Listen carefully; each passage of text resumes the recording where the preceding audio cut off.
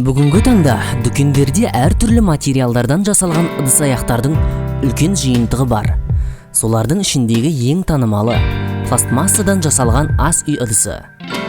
Бір рет қолданылатын тарелкалар мен стақандар қолдануға өте ыңғайлы. Әсіресе жазда табиғатқа шыққанда қолданып оларды қоқысқа лақтырып кетуге болады. Ал кейбір пластикалық ыдыстар мен бөтелкелерді біз бірнеше рет қолданып жатамыз. Бұл дұрыс па? Кез келген пластикалық ыдыстарда өнімнің қасиеті мен сапасы туралы айтатын арнайы таңбалар бар екен, біреу білсе, біреу білмейді. Біз бүгін солар туралы мәлімет береміз.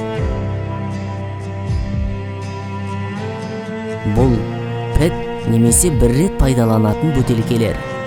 PET әлемде жиі пайдаланылатын пластмассаның түрі. Бұлар минералдық суларды, күнбағыс сұйық майын қоюға арналған. Мұндай ыдыстарға сүт, ыстық сусындар және алкоголь құюға болмайды. Олар сұйықтыққа адамның гормоналдық балансына әсер ететін ауыр металл мен заттарды бөлуі мүмкін. Ешқандай зиянды заттар бөлмейтін, өте жақсы болып табылатын, өте тығыз пластикалық ыдыстар таңбаланады. Қауіпсіз, әрі қоршаған орта үшін де пайдалы. Пластиктің бұл түрін қайта өңдеуге болады. Ол пластиктің қатты түріне жатады. Көбінесе сүт, ойыншық, жуғыш заттарды сақтауға және кейбір пластикалық пакеттерді өндіруге қолданылады. Бұл полимер өзінің арзандығымен ерекшеленеді. Сондықтан өндірушілер арасында сұранысқа ие. Бұл материалда тағамды ұзақ бойы сақтауға болмайды. Бір ай бойы осындай материалда минералды су сақталса, ол өзіне бірнеше миллиграмм винил хлорид сіңіріп алады. Ал онкологтардың айтуынша бұл доза ересек адам үшін өте қауіпті. Бұл материалдан көбінесе тағамдарды орайтын қаптама жасайды.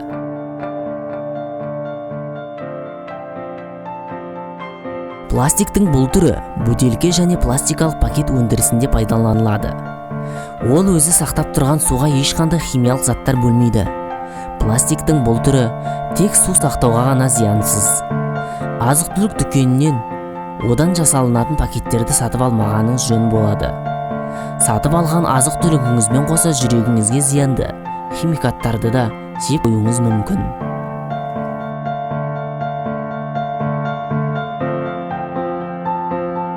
Бұл таңбамен белгіленген пластикті ыстық тағамдар үшін пайдаланылуға болады. Себебі 100 градус Цельсий температураны ұстай алады. Қысқа толқынды пеште қолдануға болады. Бірақ мұндай ыдыс-аяқтардан алкогольдік сусындарды ішуге болмайды.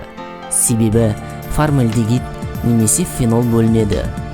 Бұл өз кезегінде бүйрек және бауырға, сондай-ақ көру қабілетіне кері әсер етеді.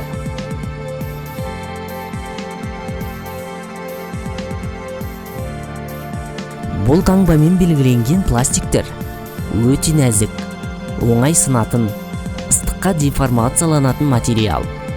Оны тек суық тағамдар үшін қолданылу қажет. Қысқа толқынды пеште қыздыруға болмайды. Ыстықпен жанасқанда ыдыстардан улы стирол бөлінеді. Сонымен қатар ол алкогольді құйған кезде де белсенді түрде бөлінеді. Стирол улы аллергияны күшейтіп, жүйке жүйесіне әсер етеді. Бауыр мен бүйректе жиналып циррозға алып келуі мүмкін. Иә достар, пластикалық қаптамада бір нәрсе сатып аларда жақсылап ойланыңыз. Бәлкім шыны әйнек әлде қайда қауіпсіз болар. Видео қызықты әрі пайдалы болса, лайк басып, достарыңызбен бөлісуді ұмытпаңыздар. Жаңа видеоларымызды жіберіп алмас үшін арнаға жазылып, қоңыраушаны басып қойыңыздар.